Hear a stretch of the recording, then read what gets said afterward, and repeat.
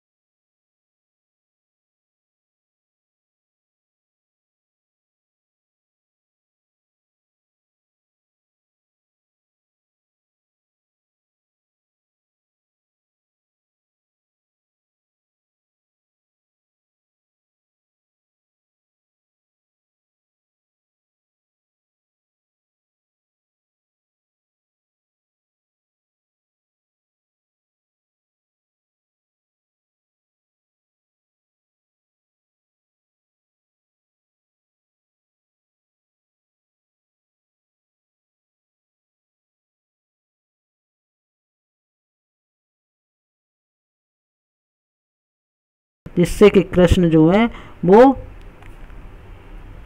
कृष्ण मोहिनी मंत्र चला दिया है, जिससे कृष्ण जो है वो पूर्ण रूप से इसके बस में हो गए हैं। सूरदास जी कहते हैं, राखें अंग अंग भोर, अपने भुलावा प्रत्येक अंग को भुलाए रहते हैं, इसी मुरली में लगे रहते हैं। सूरदास जी कहते हैं, प्रभु को मन सजनी, सूरदास जी कहते हैं कि गोपियाँ कह रही हैं कि हे सजनी, इस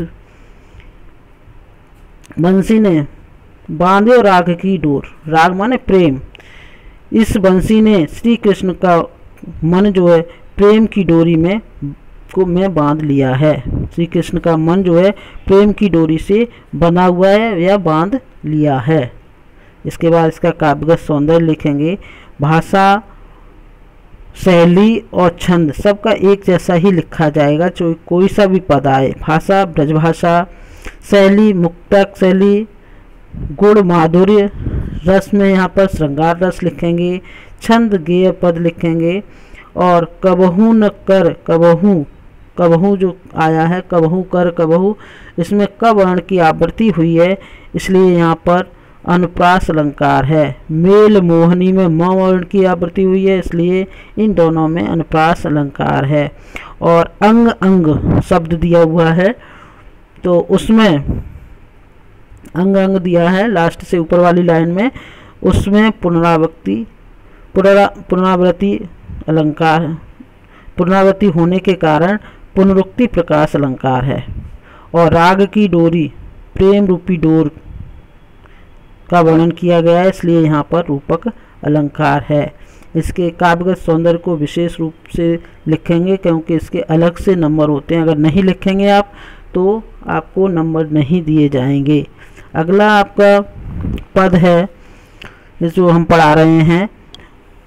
ऊधो जाओ तुम्हें हम जाने, श्याम तुम्हें यहाँ कौन नहीं पठ्यो, तुम हो बीच भुलाने, ब्रज नारिन सो जोग कहत हैं हो, बात कहत न लजाने।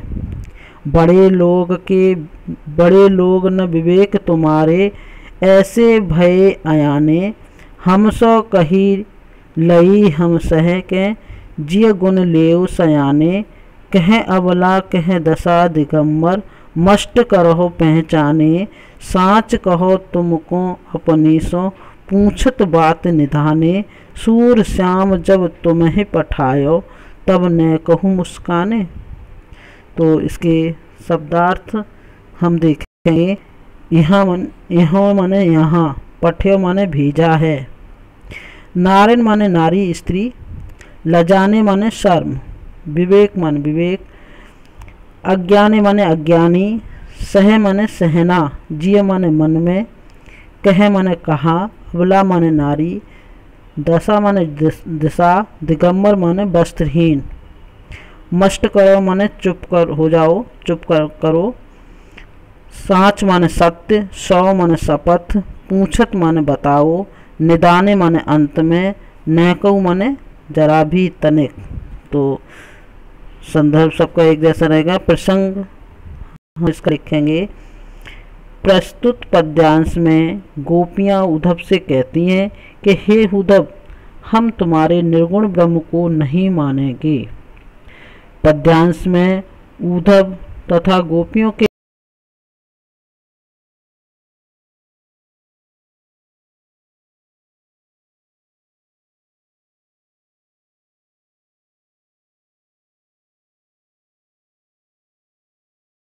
तुम यहाँ से वापस चले जाओ, हम तुम्हें अच्छे प्रकार से जानते हैं। श्याम तुम्हें यहाँ कौन नहीं पठ्यो, श्री कृष्ण ने तुमको यहाँ हमारे पास नहीं भेजा है, हम तुम्हें अच्छी प्रकार से जानते हैं, तुम यहाँ से चले जाओ। क्योंकि श्याम माने कृष्ण ने तुम्हें यहाँ कौन नहीं पठ्यो, यहाँ नहीं भेजा है, तुम हो बीच भुलाने, तुम हमें ऐसा प्रतीत होता है कि तुम्हें यहाँ उन्होंने नहीं भेजा है, तुम मार्ग भूल गए हो बीच में, इसलिए यहाँ पर चले आए हो, तुम स्वयं रास्ता भटक कर यहाँ पर आ गए हो। ब्रज की नारिन से गोपियाँ कहती हैं कि ब्रज की नारियों से योग करने की जो बात कह रहे हो, तुम्हें लज्जा नहीं आती।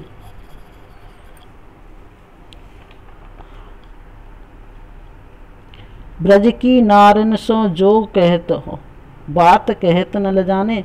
ब्रज की नारियों से जो माने योग करने के लिए जो कहते हो, वह बात करते हुए तुम्हें लज्जा नहीं आती। बड़े लोग न विवेक तुम्हारे, तुम लोग बड़े हो इसलिए तुम्हें बुद्धि नहीं है, विवेक नहीं है। ऐसे भय अयाने, तुम ऐसे अयाने माने अज्ञानी हो कि हम लोगों से जो बात कह रहे हो उसको कहने में तुम्हें लज्जा नहीं आती। हम सो कही लई हम सहकें। गोपियाँ कहती हैं कि तुमने हमसे कहा, हमने तो सहन कर लिया। जिये गुण लेओ सयाने, ऐसा तुम अपने मन में विचार कर लो। सयाने माने चतुर। हमसे तुमने कहा, हमसे जो तुमने कहा वह तो हमने सहन कर लिया, लेकिन कोई दूसरी गोपी सहन नहीं करेगी। यही योग की दिगंबर या वस्त्रहीन अवस्था का कहाँ हम अबला नारियां हैं। अतः हम तुम चुप हो जाओ और जो भी कहना है सोच समझ कर कहना। गोपियाँ कहती हैं कि अब तुम सच सच बताओ कि जब श्री कृष्ण ने तुम्हें यहाँ भेजा था तो वह थोड़ा सा मुस्कुराए थे। साँच कहो तुमको अपनी सौगंध दिलाती हुई गोपियाँ कहती हैं कि सच सच बताओ। पूछत बात निदाने, मैं निदाने माने अंत में एक बात पूछती हूँ कि जब